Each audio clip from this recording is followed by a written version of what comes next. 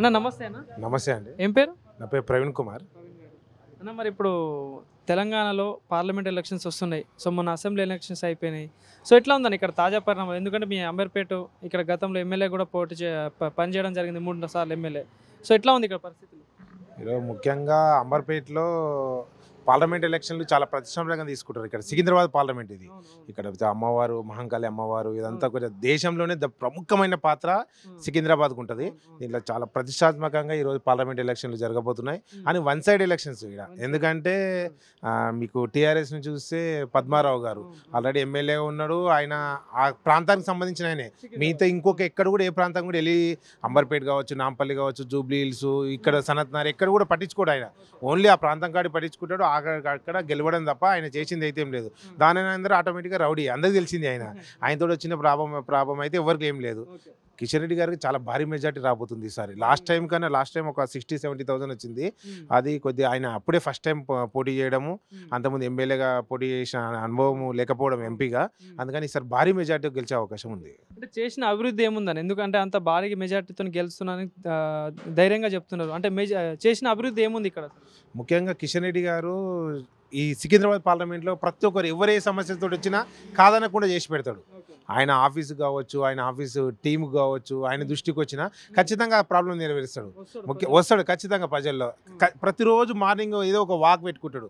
పాదయాత్ర రూపంలోనో ఇంకో రూపంలోనో బస్సీ పెద్దలను కలవడము, ఏదైనా సమస్య ఉంటే నా దృష్టికి తీసుకురండి, నేను శాశక్తిలో కృషి చేస్తాను అని చెప్పి. మీరు నంబర్ ఈ 17 మంది ఎంపీల్లో ద బెస్ట్ ఎంపీ ఈయన. 17 మంది ఎంపీల్లో అందరూ కూడా ఏదో మా పార్టీకి సంబంధించిన వాళ్ళు, బీజేపీలో కూడా ఉండొచ్చు కాక, వాళ్ళందరూ కూడా ద బెస్ట్ ఎంపీ. ఎందుకంటే ఒక చిన్న ఎగ్జాంపుల్ చెప్తా. తల్లి బిడ్డ సంక్షేమం కోరి 5,000 రూపాయల ఒక విలువ గల న్యూట్రిషన్ కిట్ ఇచ్చింది ఆయన.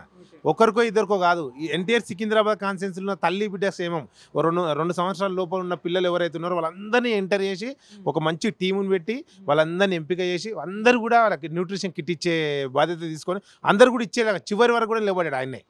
అదేవిధంగా ఈ సికింద్రాబాద్ పార్లమెంట్లో యువకుల్లో ఎవరైతే క్రీడల్లో ఒక ఉత్సాహం ఉంటుందో వాళ్ళందరినీ వెలికి తీయాలని చెప్పి దగ్గర ఒక 300-400 మందికి మా యూత్ను అందరినీ కూడా టీమ్గా పెట్టి అందరు గల్లీకి వెళ్ళండి, ఇంటింటికి వెళ్ళండి, ఎవరైతే యువకులు ఉత్సాహంగా ఉన్నారో వాళ్ళందరూ లాగండి అని చెప్పి 11,000 మంది ఒక యువకులను క్రీడలు ఆడిపించి వాళ్ళను బహుమానంతో బహుకరించిండు. ఆయన అంత గొప్ప వ్యక్తి కిషన్ రెడ్డి గారు. సో విద్యా వైద్యం పరంగా ఎట్లా ఉందన్న మరి ఇక్కడ చూసుకుంటే?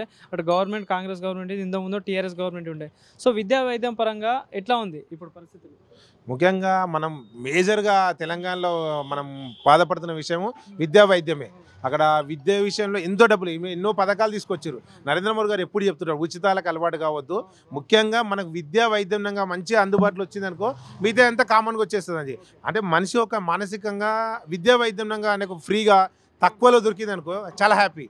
మనం చూస్తూ ఉంటాం. ఒక్కరికి ఏమైనా జరిగిందనుకో, ఇదే అంబర్పేటలో ఎవరికైనా ఏమైనా జరిగిందంటే 10 లక్షలు 15 లక్షలు కార్పొరేట్ దాంట్లో పోయి పడేసి రావాలి. ఇది దాన్ని మేము ముఖ్యంగా ఇప్పుడు కిషన్ రెడ్డి గారి దృష్టికి కూడా మేము మళ్ళీ పాదయాత్రలు ఇక్కడ కలిసినప్పుడు కూడా మేము ఖచ్చితంగా చెప్తాం. మాకు ఇక్కడ సికింద్రాబాద్ దాంట్లో ఒక మంచి గాంధీ ఉస్మానియా ఎలాగ ఉందో ఇంకొకటి గవర్నమెంట్ది ఒకటి మంచిది కట్టియాలని చెప్పి, అదేవిధంగా ఇక్కడ ఒక ఎన్ఐటి ఒకటి వచ్చే విధంగా సికింద్రాబాద్ పార్లమెంట్లో ముఖ్యంగా వచ్చే విధంగా కృషి చేయాలని చెప్పి కూడా మేము ఖచ్చితంగా ఆయన సారిని కోరుకుంటాం. కానీ ఇప్పుడు చూసుకుంటే మళ్ళీ సెంట్రల్లో మళ్ళీ మోడీ గవర్నమెంట్ వస్తేనే బాగుంటుంది అన్న మార్పు కోరుకుంటున్నారు ఈసారి.